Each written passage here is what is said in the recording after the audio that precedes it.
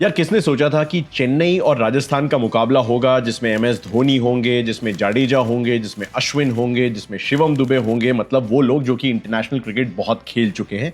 एक ऐसा कप्तान जो कि इंटरनेशनल क्रिकेट में हमें 3 आईसीसी ट्रॉफीज दिला चुका है और उस सब के बीच में एक्चुअली बाजी मारेंगे और कहानी बन जाएंगे uncapped Indian players.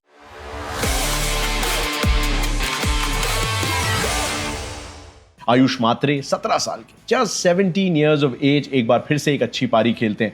Uncapped batter, बहुत सुनहरा भविष्य। अगले साल अंडर 19 का वर्ल्ड कप है जिम्बाब्वे और नमीबिया में, और उसमें आपको आयुष मात्रे भारतीय अंडर 19 टीम के लिए ओपन करते नजर आएंगे। उनके ओपनिंग पार्टनर डेफिनेटली होंगे वैभव सूर्यवंशी, और उन्होंने एक बार फिर से बताया कि यार वो एक शतक जो है ना, वो जो कुछ लोग कह रहे थे कि यार सर पहली बात तो 16-17 साल का होगा, 16-17 साल का शतक लग गया, कोई बात नहीं, बहुत लप्पे मार के खेलता है।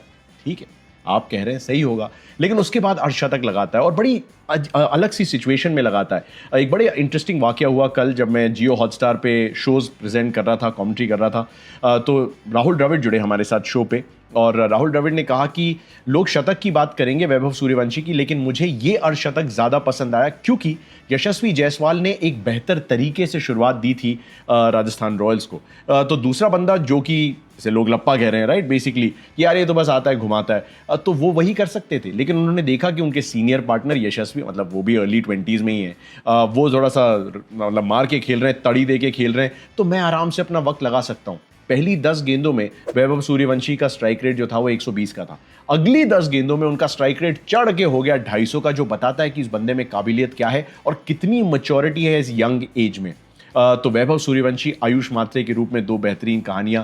उसके अलावा आकाश मडवाल भी तो अनकैप्ड हैं, मुंबई इंडियंस के साथ खेल रहे थे, प्लेऑफ्स में उन्होंने 5 विकेट लिए थे लखनऊ सुपर जायंट्स के खिलाफ 5 for 5। सबको लगा था कि यार मुंबई को एक इंडियन बॉलर अब मिल चुका है। मुंबई रिटेन नहीं करते हैं, वो ऑक्शन में नहीं जाते मुंबई, वो चले जाते हैं राजस्थान रॉयल्स के खेमे में। पहले 7-8-9 मैचेस में इंतजार ही करते रहते हैं। संदीप शर्मा, जोफ्रा आर्चर, तुषार देशपांडे, युद्धवीर सिंह सब खेल जाते हैं, आकाश मडवाल को जगह नहीं मिलती है। और उसके बाद आती है वो 18वें और 20वें ओवर की परफॉर्मेंस, जिसके दम पे वो बताते हैं कि यार कि एक्सपीरियंस क्या होता है आईपीएल का, और मुंबई इंडियंस के साथ खेलने का, शोल्डर्स रब करने का उन स्टॉलवर्ड्स के साथ, कैसे आईपीएल में आपको बेनिफिट मिलता है। दो बेहतरीन ओवर्स, आखिरी 3 ओवर में चेन्नई ने बनाए सिर्फ 17 रन, उसमें से 2 ओवर डाले आकाश मडवाल ने। यॉर्कर्स को पूरी तरीके से नेल किया। आई थिंक 12 में से 9 गेंदें तो बिल्कुल पिन पॉइंट एक्यूरेसी के साथ या तो यॉर्कर या फिर लो फुल टॉस बनी। और मुझे ऐसा लगता है कि प्लेयर ऑफ द मैच का बहुत समय के बाद एक इमोशनल चुनाव नहीं, एक बिल्कुल सही चुनाव किया गया, क्योंकि वैभव सूर्यवंशी की तरफ ज्यादातर लोग जा सकते थे कि यार मतलब 14 साल का है, अर्धशतक लगाया, चेन्नई को हराया और चेज में बनाया, तो बहुत बड़ी बात है। लेकिन आकाश मडवाल का परफॉर्मेंस जो था वो अंडररेटेड था, एक और अनकैप खिलाड़ी। तो इन सब के बीच में कुछ कहानियां उभर के आई। I mean Yudhvir Singh is also uncapped, उन्होंने भी 3 विकेट लिए कल के मैच में। बट इंपॉर्टेंट चीज़ यही है कि ये इंडियन प्रीमियर लीग की जो ट्रॉफी है, जिस पे मैंने कई बार कहा है वीडियोस में कि लिखा हुआ यत्र प्रतिभा अवसरम प्राप्नोति ही, यानी कि वह टैलेंट मीट्स अपॉर्चुनिटी। इस गेम से शायद बेहतर उदाहरण नहीं हो सकता था कि कैसे अनकैप्ड इंडियन प्लेयर्स, और जो लोग नहीं जानते अनकैप्ड मतलब कि जो अपनी कंट्री के लिए ना खेला हो, और इंडियन अनकैप्ड मतलब कि जो आज तक भारत के लिए ना टेस्ट, ना ओडीआईज, ना T20s में कभी खेला हो। तो ये अनकैप्ड प्लेयर्स की कहानी बन गई ये मुकाबला। अब देखिए एमएस धोनी की पारी पे सवाल भी उठाए गए। 17 गेंदों में उन्होंने 16 रन बनाए, क्या कुछ बेहतर कर सकते थे। सवाल एक्चुअली चेन्नई सुपर किंग्स की गेंदबाजी से भी उतने उठाए जाने चाहिए जितने एमएस धोनी की उस बल्लेबाजी परफॉर्मेंस से। अब वो तो 43 साल के हैं, तो मैं नहीं एक्सपेक्ट करता कि वो हर मैच में आएंगे। बाय द वे, मैच शुरू होने से पहले 17 से 20 ओवर में अभी भी सबसे ज़्यादा छक्के इस सीजन एमएस धोनी के ही थे। एक छक्का कल के मैच में भी लगाया, but I don't think he is the only one to blame. I think bowling में अगर Anshul Kamboj is the only bowler जिसका इकोनॉमी जो है वो 10 से कम का है, और बाकी सारे गेंदबाज 10 से ज़्यादा की इकोनॉमी से रन लौटाते हैं, तो आप कोई भी स्कोर कैसे डिफेंड कर सकते हैं। स्कोर ज़्यादा था भी नहीं एक्चुअली, 200 प्लस होता तो राजस्थान रॉयल्स की कहानी रही है। पिछले लगातार 8 मैच में उन्होंने मैचेस चेज़ किए हैं, और सिर्फ दूसरी ही जीत थी ये चेज़ करते हुए। तो कई बार वो 19वें 20वें ओवर में फंसते नजर आए, बट फाइनली उन्होंने डिसाइड किया कि यार मैच पेचीदा हो रहा है, अब थ्रिलर टाइम नहीं करने का, जल्दी से मैच खत्म करने का, और ध्रुव जुरैल ने और शिमरन हेटमायर ने मिलकर वही काम कर दिया। अब इससे 2 चीज़ें हुई हैं। एक तो ये कि Chennai super Kings definitely points table के बॉटम पे फिनिश करेंगे, मुझे ऐसा लगता है, अनलेस कि वो गुजरात को कुछ 250 रन से हरा दें, 200-250 रन से, जो मुझे नहीं लगता है कि होने वाला। एक तो गुजरात है, सबसे बेहतरीन टीम रही है इस सीज़न, पॉइंट्स टेबल के भी टॉप पे है, मैच भी अहमदाबाद में, और दूसरा ये कि यार पहली बात तो हरा दें, वही बड़ी बात होगी, और उसके बाद बड़ी मार्जिन तो बाद में देखी जाएगी। और दूसरा ये कि राजस्थान रॉयल्स ने ऑक्शन में जितनी गलतियां की थी वो सीजन के दौरान उन्होंने कुछ हद तक सुधारने की कोशिश की है, जैसे कि ध्रुव जुरैल की बैटिंग पोजीशन और बैटिंग रोल क्या होना चाहिए। शिमरन हेटमायर के रूप में मुझे अभी भी लगता है एक फ्लॉड स्ट्रैटेजी थी, जॉस बटलर को उन्हें रखना चाहिए था, बट अब ठीक है, वो भी इतिहास है। वैभव सूर्यवंशी, जायसवाल, संजू सैमसन, रियान पराग, ध्रुव जुरैल के रूप में एक अच्छा सॉलिड इंडियन कोर तैयार है। कुछ इंटरनेशनल अच्छे बैटर्स की ज़रूरत पड़ेगी जो मिडिल ऑर्डर का भार संभाल सकते हैं या मिडिल ऑर्डर के साथ बैटिंग कर सकते हैं, जैसे लखनऊ के लिए निकलस पूरन ने किया, इवन दो लखनऊ का भी सीजन उतना अच्छा नहीं गया है।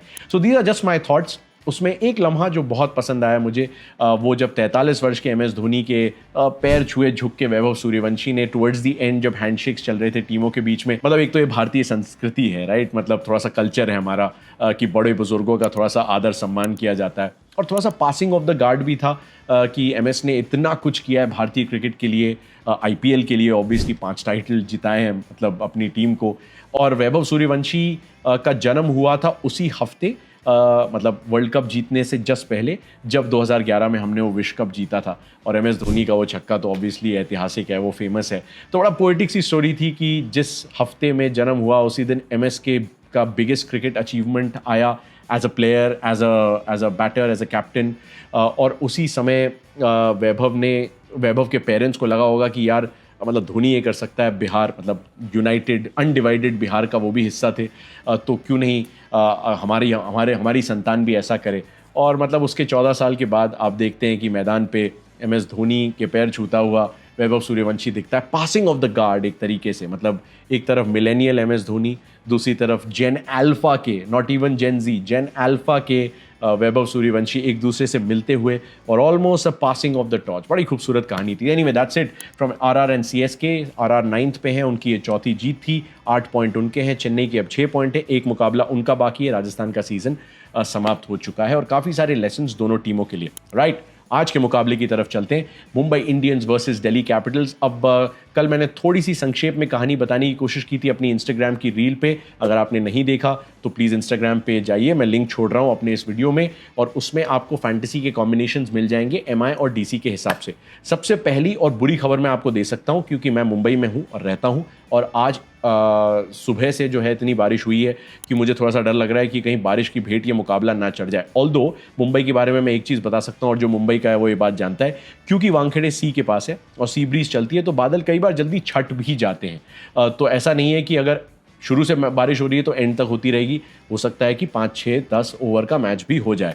बट कहानी यही है कि जो पिच एंड कंडीशंस हैं उसके हिसाब से यही पता चला है कि चांसेस ऑफ रेन हैं आज शाम मुंबई में, और उसी की वजह से दोनों ही टीमें जो हैं वो थोड़ा सा इंक्लाइन रहेंगी चेस करने की तरफ, तो फैंटेसी कॉम्बिनेशन उस लिहाज से बनाइएगा। वैसे भी वानखेड़े में सीजन 6 में से जो 4 मैचेस हैं वो टीम वही जीती है जिसने चेस किया है, तो काम आसान हो जाता है। वो ड्यू की वजह से था, यहाँ पे क्योंकि शॉर्टेंड गेम हो सकता है, छोटा गेम हो सकता है, तो टारगेट चेज क्या करना होगा उसके हिसाब से देख सकते हैं। देखिए, डू और डाई मुकाबला है, मुंबई इंडियंस और दिल्ली कैपिटल्स दोनों ही प्लेऑफ्स के कंटेंशन में है, और इंटरेस्टिंग चीज़ पता है क्या है कि मुंबई इंडियंस और दिल्ली कैपिटल्स न केवल क्वालिफाई कर सकते हैं बल्कि टॉप 2 में अभी भी फिनिश कर सकते हैं। इतनी कमाल की ये सीज़न रहा है, कैसे वो थोड़ा सा आगे मैं बताऊंगा आने वाले वीडियोज़ में। लेकिन अगर RCB और पंजाब किंग्स अपने बाकी सारे मैचेस हार जाते हैं, मतलब बाकी बचे 2 मैचेस हार जाते हैं, और दिल्ली कैपिटल्स या फिर मुंबई इंडियंस, क्योंकि दोनों में से कोई एक ही टीम आगे जा सकती है, वो अपने बाकी बचे मैचेस जीत जाते हैं, तो वो एक्चुअली सबसे ऊपर या फिर टॉप सबसे ऊपर तो नहीं, वहाँ गुजरात रहेगी, लेकिन 17 पॉइंट्स के साथ अपना सीजन खत्म कर सकते हैं अभी भी। तो it's going to be very interesting to see कि ये मामला अंत तक जाएगा और क्यों इतना इंटरेस्टिंग हो जाएगा। बट एनीवे, बड़ी कहानी है, मुंबई अगर दिल्ली को हराते हैं तो वो प्लेऑफ में पक्का पहुंच जाएंगे। अगर दिल्ली मुंबई को हराते हैं तो उन्हें फिर भी इंतजार करना पड़ेगा। सबसे पहले तो उन्हें पंजाब को हराना पड़ेगा, जो कि 24 मई को मुकाबला है, और अगर वो पंजाब को नहीं हरा पाते, मुंबई से फिर भी वो आगे होंगे पॉइंट्स टेबल में, फिर उन्हें होप करना पड़ेगा कि पंजाब प्लीज़ मुंबई को भी हरा दीजिए जैसे आपने हमें हराया है। और अगर मुंबई ने पंजाब को हरा दिया दिल्ली से हारने के बाद, तो मुंबई फिर भी प्लेऑफ में जा सकते हैं। तो मुंबई की स्थिति थोड़ी सी बेहतर है, क्योंकि पॉइंट्स टेबल के लिहाज से उनका 1 पॉइंट दिल्ली कैपिटल से ज़्यादा है। दिल्ली का एक मैच जो था वो नो रिजल्ट रहा था सनराइजर्स हैदराबाद के खिलाफ, आपको याद होगा, वरना ऑलमोस्ट बराबरी की टक्कर है। मुंबई का नेट रन रेट सबसे बेहतरीन है इस पूरे टूर्नामेंट में। तो अगर नेट रन रेट पे बात आती है बाद में, मतलब कि जब टॉप 2 का डिसीजन आना होगा या 3 या 4 का, तो मुंबई के पास ये एडवांटेज भी होगी। होम ग्राउंड है मुंबई इंडियंस का, एडवांटेज उनके पास है। और सबसे बड़ी एडवांटेज ये है कि 13 अप्रैल 2025 एक बड़ा कमाल का वाकया हुआ था। मुंबई इंडियंस अपने पहले 5 में से सिर्फ एक मुकाबला जीते थे। दिल्ली कैपिटल्स लगातार अपने 4 मुकाबले जीत के उस मैच में आए थे। ये मुकाबला हुआ था मुंबई और दिल्ली का ही, राजधानी दिल्ली में, अरुण जेटली स्टेडियम में। वहाँ पे मुंबई 205 बनाते हैं पहले बैटिंग करते हुए। उसके बाद दिल्ली कैपिटल्स 135 पे 2 थे। करुण नायर 89 रन पे पहुंच चुके थे। बेहतरीन पारी खेली थी और मतलब क्रिकेट ने उनको दोबारा एक मौका दिया था। दिल्ली कैपिटल्स ने उन्हें कहा नहीं, आप जाओ, एक्सप्रेस करो अपने आप को, और उन्होंने बता दिया कि कैसे जो डोमेस्टिक में पसीना बहाता है उसे पूरा फायदा आईपीएल में भी मिल सकता है। और अचानक करुण नायर को मिचेल सैंटनर एक बॉल डालते हैं, करुण नायर आउट हो जाते हैं। Dream delivery, probably one of the best balls of the tournament. नहीं देखी तो जियो हॉटस्टार पे जाके एमआई और डीसी के मैच की हाइलाइट्स में वो डिलीवरी जरूर देखना। और क्योंकि वहां से दिल्ली कैपिटल्स के लिए जो एक रूटीन चेज होनी थी, मतलब 70 रन चाहिए थे करीब 8 ओवर में, जो बन जाते हैं अमूमन दिल्ली के मैदान पे, और ना तो पहली बात तो ना बन पाए, और उसके बाद दिल्ली की का जो पूरा सीजन है ऐसा डिरेल हुआ कि एक तरफ मुंबई तो 6 लगातार मैचेस जीत गए, दूसरी तरफ दिल्ली की टीम अगले 8 मैचेस में इंक्लूडिंग दैट वन सिर्फ 2 मैचेस जीते, और उसमें एक मैच जो है वो सुपर ओवर के जरिए उन्हें राजस्थान रॉयल से जीतना पड़ा था। तो दिल्ली के लिए बहुत बड़ी समस्याएं आन पड़ी हैं। जो एक समस्या नहीं है उनके लिए वो है केएल राहुल।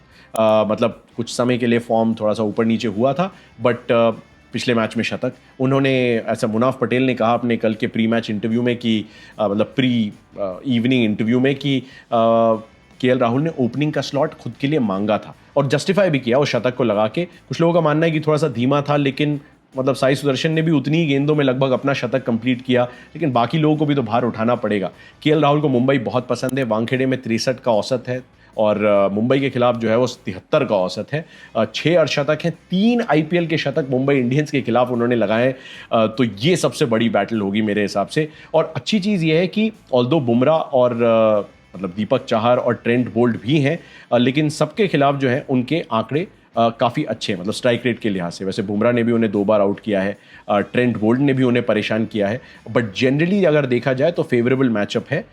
मतलब बुमराह के खिलाफ 73 का एवरेज है केएल राहुल का, 2 डिसमिसल्स हैं, और बोल्ट के खिलाफ भी 2 डिसमिसल्स हैं, लेकिन 49 का एवरेज है। और दीपक चाहर के खिलाफ तो कभी आउट ही नहीं हुए, 99 बॉल्स में 160 के स्ट्राइक रेट से उन्होंने रन बनाए हैं।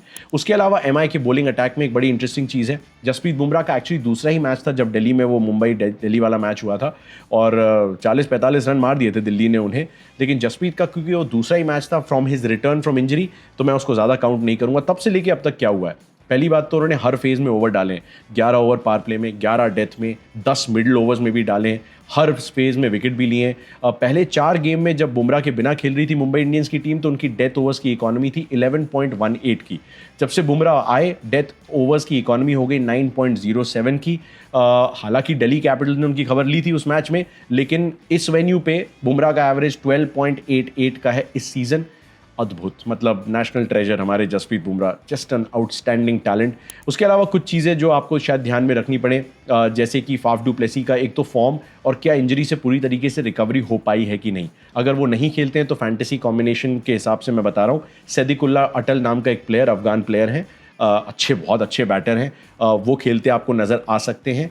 उसके अलावा ट्रिस्टैन स्टब्स फॉर्मर मुंबई इंडियन है, और मुस्तफिजुर रहमान ने भी मुंबई इंडियंस के साथ एक सीज़न बिताया था, तो वो भी आपको दिखेंगे। तो फैंटेसी के लिहाज से आप इनको भी कंसिडर कर सकते हैं। केएल राहुल को आप वाइस कैप्टन भी बना सकते हैं, कैप्टनसी के बारे में भी सोच सकते हैं। ऑल्दो मैं सूर्य कुमार यादव को ही कैप्टन बनाऊंगा, उसका कारण है मुंबई के टॉप रन गेटर हैं और हर पारी में कम से कम 25-26 रन उन्होंने बनाए हैं, और ऐसा करने वाले वो आईपीएल के इतिहास के, मतलब इतनी सारी लगातार पारियों में करने वाले वो आईपीएल के इतिहास के पहले प्लेयर बन चुके हैं। T20 के इतिहास में 13 बार टेम्बा बवूमा ने 25 या उससे ज़्यादा रन बनाए थे, तो सूर्य कुमार यादव उनके रिकॉर्ड की बराबरी कर सकते हैं। एब्सोल्युटली फिनोमिनल रिकॉर्ड, मतलब 25-30 रन हम फैंटेसी वालों के लिए तो बड़े कमाल के हैं यार, मतलब पॉइंट्स तो आने ही आने हैं। Ryan Rickelton, Rohit Sharma open करेंगे, Will Jack, Surya Kumar Yadav, Surya has been in prime form, 500 plus run एक सीजन में। तिलक वर्मा को पिछले कुछ मैचों में उतना हमने नहीं देखा है, बट मुझे उम्मीद रहेगी कि वानखेड़े स्टेडियम उन्हें पसंद आएगा अगर बैटिंग वहाँ तक जाती है। हार्दिक पांड्या हैं, नमन धीर हैं, मैं मिचेल सैंटनर को देखना चाहूँगा क्योंकि एक तो बेहतरीन गेंदबाज हैं, और कॉबिन बॉश की शायद आपको उतनी ज़रूरत ना पड़े, तो Santner in place of Corbin Bosch, क्योंकि चाहर हैं, ट्रेंट बोल्ट हैं, जसप्रीत बुमराह हैं ऑब्वियसली, और शायद करण शर्मा की जगह अश्विनी कुमार को आप खिला सकते हैं, तो एक लेफ्ट आर्म पेसर आपको और मिल सकता है इंडियन, तो why go for Corbin Bosch, मेरा just my thinking. Delhi Capitals के लिए केएल राहुल के साथ ओपन या तो फाफ करेंगे या सैदिकुल्ला अटल कर सकते हैं। अभिषेक पुरेल 3 पे, 4 पे अक्षर Patel.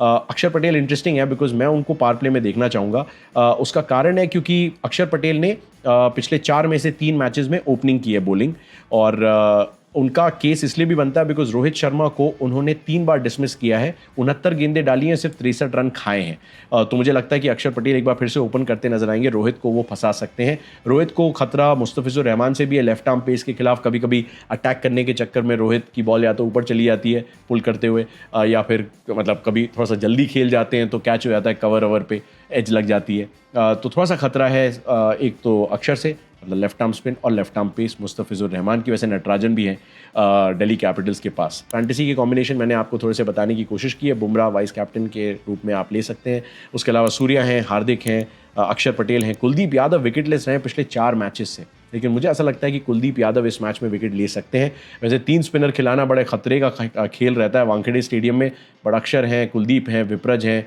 I have a feeling क्योंकि विप्रज बैटिंग भी करते हैं तो वो खेलते आपको नजर आएंगे। So that's it. मुझे बताइएगा सबसे ज़्यादा रन किसके, सबसे ज़्यादा विकेट किसके, और प्लेऑफ में मुंबई जारी है या इंतजार जारी रहेगा उस चौथी प्लेऑफ पोजीशन में कौन सी टीम होने वाली है उसका। और इंस्टाग्राम पे मेरी रील ज़रूर देखिएगा, उसमें फैंटेसी के कॉम्बिनेशंस मैंने समझाएं।